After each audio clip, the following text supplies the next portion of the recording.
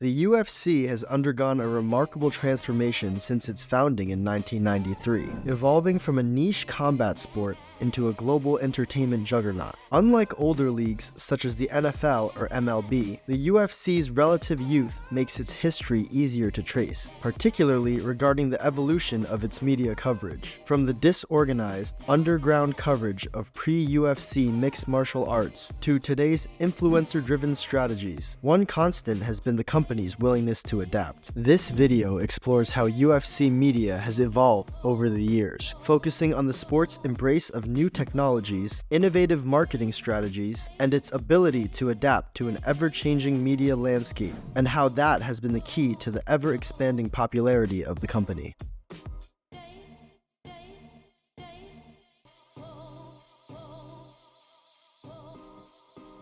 Before the UFC, MMA was fragmented and chaotic. In places like Brazil, Vale Tudo or Anything Goes events showcased brutal no-rules fighting, while Japan's Shooto promoted more technical contests. Though popular in specific circles, these events lacked cohesion and standardized rules, making attracting mainstream media coverage nearly impossible. Media attention for pre-UFC MMA was limited to niche publications, amateur videotapes, and word of mouth. Fights were often held underground, where they garnered a reputation for being unregulated and excessively violent. Without a centralized organization or media strategy, these events struggled to reach wider audiences or gain legitimacy in the eyes of the public. When the UFC debuted in 1993, it brought organization to the chaotic world of MMA. Originally framed as a tournament to determine the most effective martial art, the UFC's early days mirrored the disorganized nature of its predecessors. Fights had few rules, no weight classes, and a raw, unpolished presentation. Media coverage was scarce, relegated to pay-per-view broadcasts and niche martial arts magazines. This being said, the UFC introduced a key innovation: centralized branding. This branding gave the sport a recognizable identity, even if it struggled to gain mainstream media acceptance. Early commentators like Jim Brown and Bill Wallace provided basic ringside analysis, but the events lacked the polish needed to attract traditional sports journalism.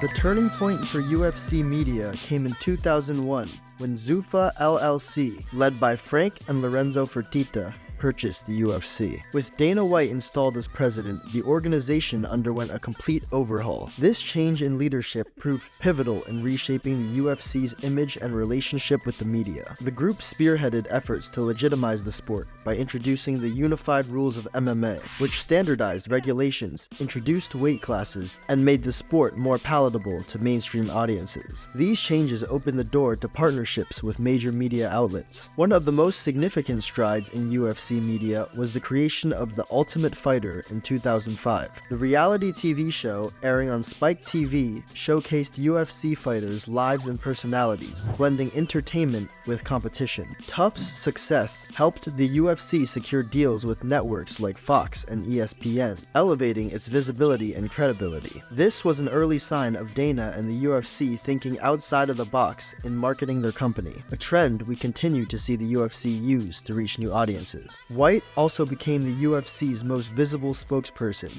Jon Jones is a whole nother. I consider Jon Jones the greatest combat fighter of all time.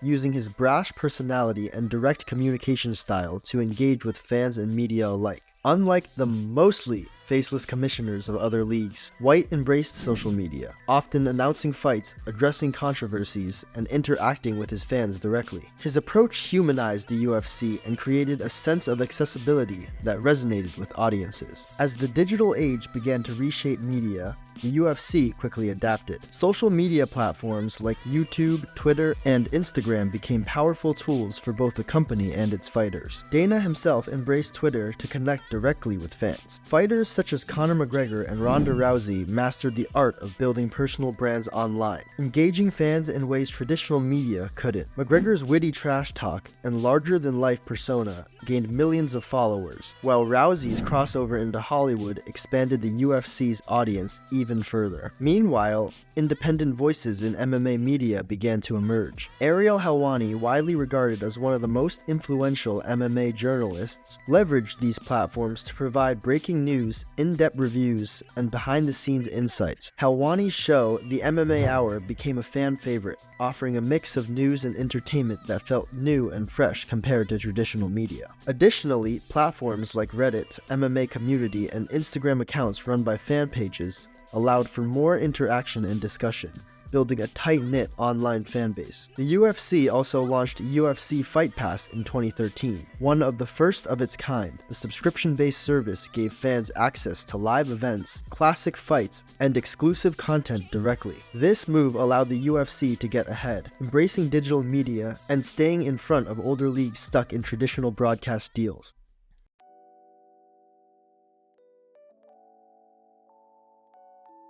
As the UFC entered the 2020s, it adapted once again to the evolving media landscape. Social media influencers have become key players in the UFC's promotional efforts. Unlike traditional journalists who report on hard news, influencers create content that blend fandom, humor, and relatability, appealing to younger audiences on platforms like TikTok. Dana recognized the value of influencers in broadening the UFC's reach. By inviting influencers to events and integrating them into marketing campaigns, White ensured the UFC remained relevant to Gen Z and millennial fans. For example, Dana would often appear in collaboration with the popular college lifestyle influencers known as the Nelk Boys, where he would focus on showcasing the more lighthearted aspects of the company. In 2022, an influencer by the name of Nina Drama popped up on the UFC scene to provide a fresh perspective. Her lighthearted interviews were a breath of fresh air as they focused on personal storytelling and humanized fighters who were often perceived as rough and impersonable. These interviews have amassed Nina over 1 million followers and are another great example of an outside-the-box form of media marketing that expanded the UFC's reach.